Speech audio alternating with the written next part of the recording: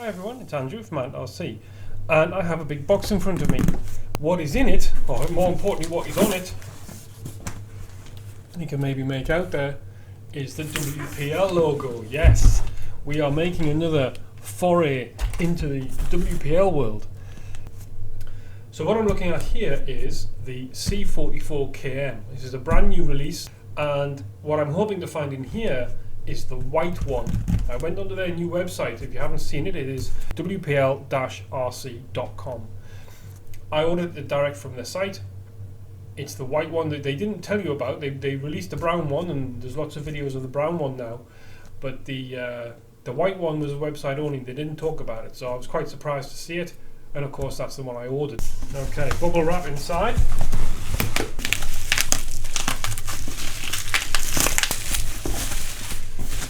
The box itself is untouched, as I hope you can see. There's no damage.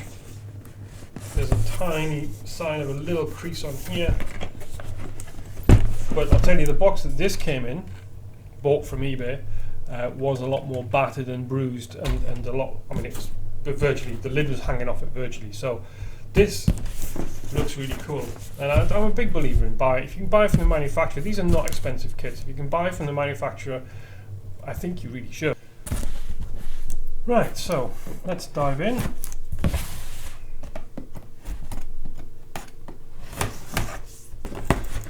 Let's get a look inside, shall we?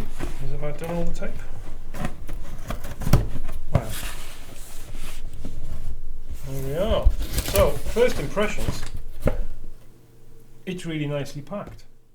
Okay, so what we're looking at now is the kit exploded.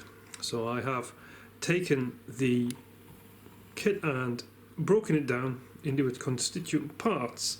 I've kind of reassembled a bit of the carb, as you can see there, just to give it a sort of feel for how big it's going to be, which is it's pretty useful. It's definitely not 16 scale, I can tell you that right now. This is very much looking like a 12 scale truck. I'll bring the guys in soon and we'll have a little comparison, but for now we're just going to have a little look around the parts. So where should we start? Let's start with the body first. Okay, so the body, as you can see, we've got some of the glasswork here, which is really cool because the glasswork is edged in black. Okay, so it's got it's already got its edges done, which is really cool, so you don't have to worry about the rubber seals and so on. Now the body shell itself, as I say, this is the white version. Let me get out of the shadow of the light. It's got the opening bonnet, hood, I suppose you'd call it. Oh, there you go. So yes, we're okay. Let's start with the door since they've just come off.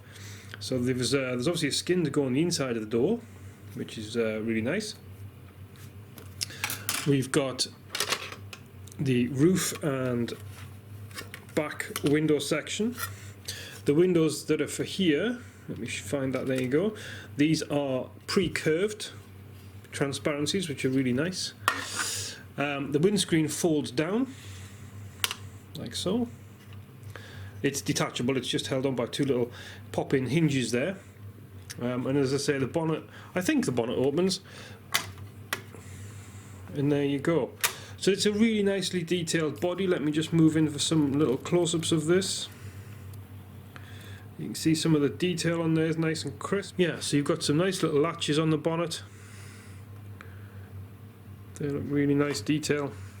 Moving on to the back of the rig, you can see that there's a lovely little utility panel here that will sit on the bed. All sorts of ropes and bits and bobs that I can imagine being hung off this. There's the star of the show, I think, really is the wooden flatbed, which is quite special. I have one piece of wood left over, which I just think because I haven't positioned those properly, or maybe it's a spare, who knows. But hopefully you can get a nice picture of that. Get the camera into focus, there you go, look at the texture on that. Pre-stained. It is actually proper wood, and it seems like every piece is different.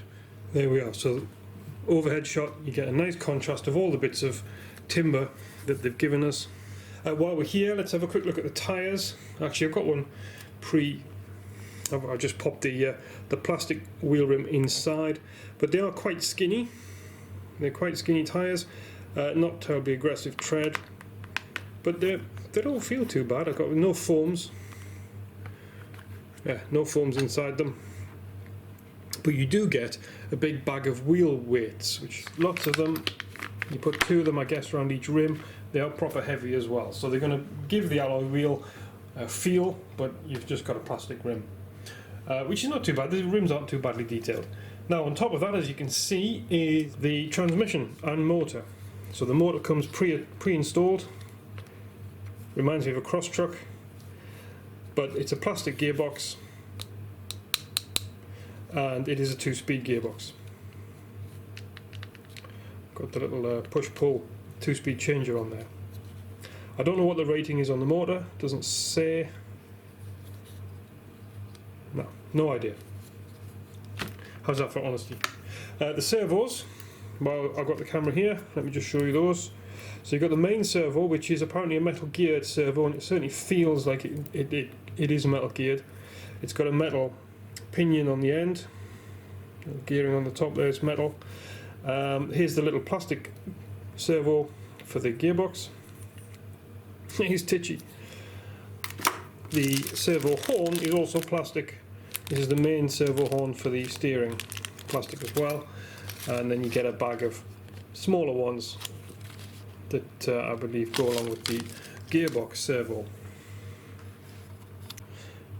Okay, so let's have a quick look at the interior as it is. Again, I've pre-assembled some of this.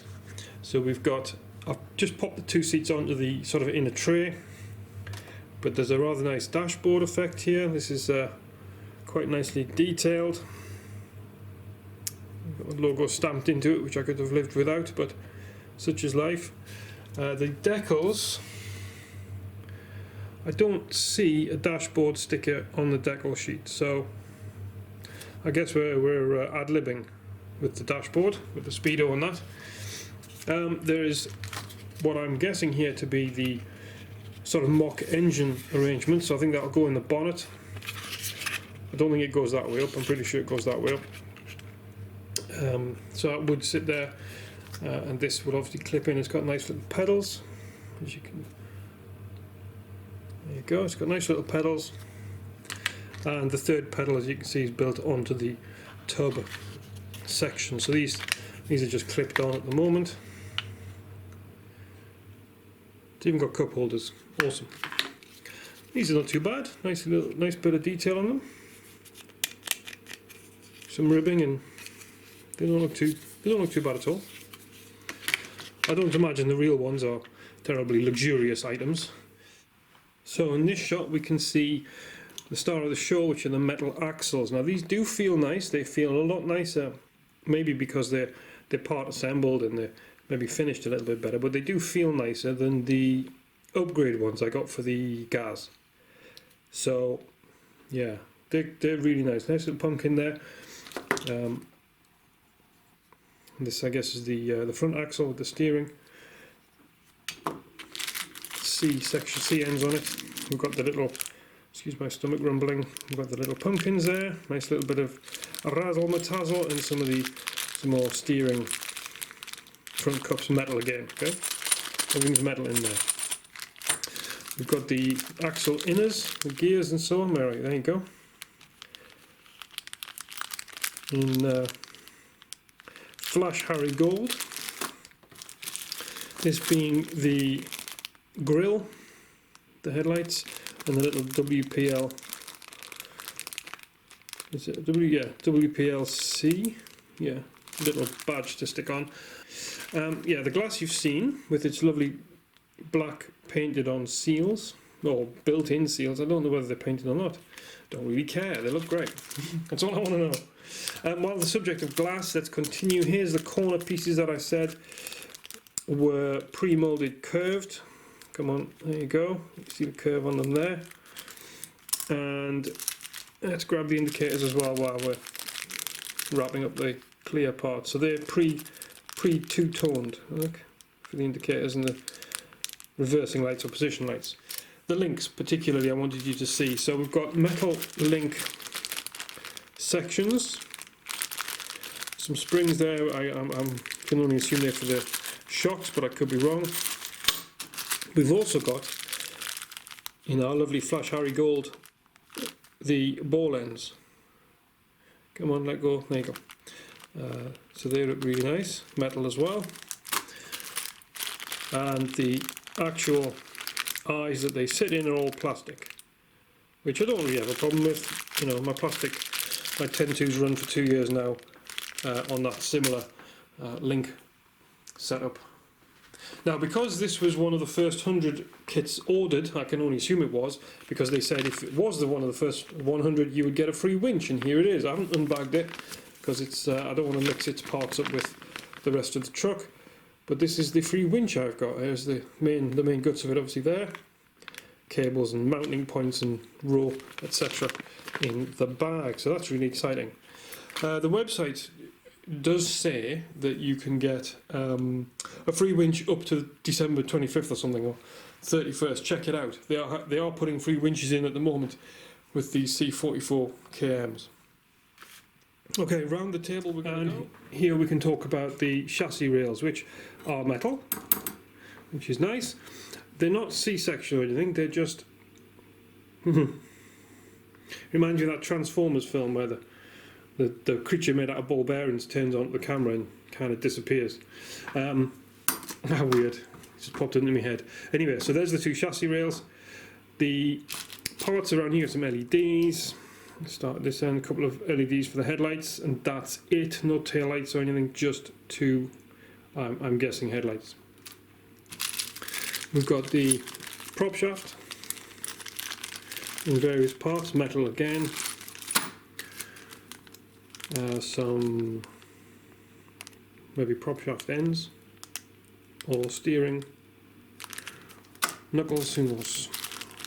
Set of bearings, sealed but not rubber sealed. Oh, bag of bolts, nuts and screws. You're not really interested in those, I'm sure.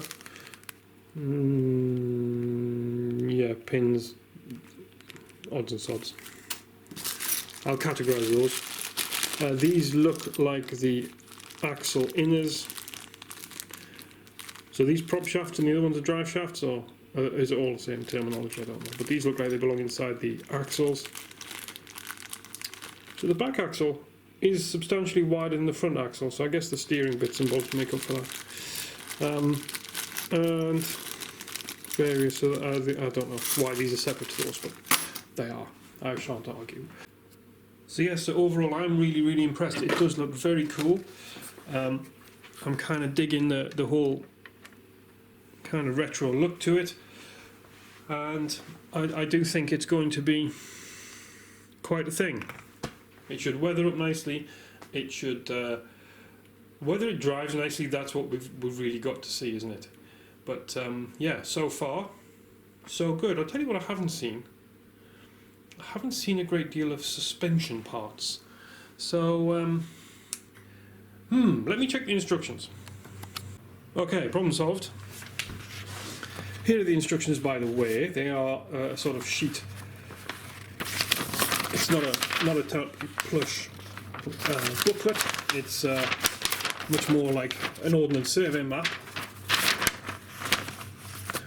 But I have to make up the suspension parts, the shocks, let's say the shocks, out of various bits and bobs in some of the bags. So I'm guessing that some of these parts, maybe like those, no, anyway, some of these miscellaneous metal parts must be the shocks.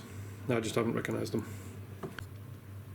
Okay, so the gas has reappeared, but just look at the size difference. There is no way the FJ should boss a big a Russian Gaz 66. I just do not. I don't know how big Gaz 66 is, but I'm pretty sure it's bigger than this.